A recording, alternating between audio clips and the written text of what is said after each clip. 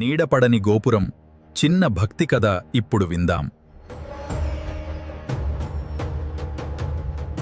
చాలా సంవత్సరాల క్రితం తంజావూరులోని ఒక గ్రామంలో అర్జున్ అనే యువకుడు ఉండేవాడు.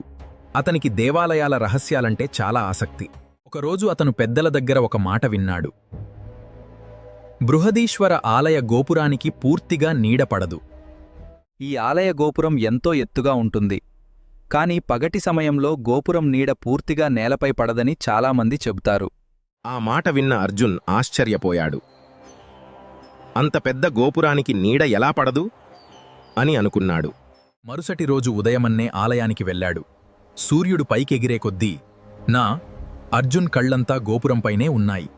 సాయంత్రం వరకు చూసినా గోపురం నీడ స్పష్టంగా కనిపించలేదు. అప్పుడు అక్కడున్న ఒక వృద్ధ పూజారి చిరునవ్వుతో చెప్పాడు,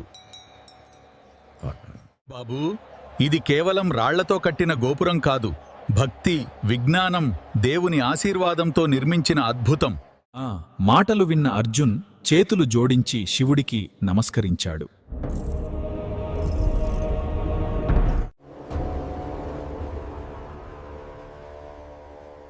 ఓం నమః శివాయ. ఆ రోజు నుంచి అతను అర్థం చేసుకున్నాడు, దేవుడిపై విశ్వాసం ఉన్న చోట మనిషి సృష్టించే అద్భుతాలకు హద్దులు ఉండవు. వేల సంవత్సరాల క్రితం ఇంత ఖచ్చితమైన నిర్మాణం ఎలా చేశారో ఇప్పటికీ ఆశ్చర్యమే. ఈ కథ మీకు నచ్చిందా? నచ్చితే అందరూ షేర్ చేసుకునే, అలాగే లైక్ చేసి సబ్స్క్రైబ్ చేసుకోండి ప్లీజ్ ఫ్రెండ్స్.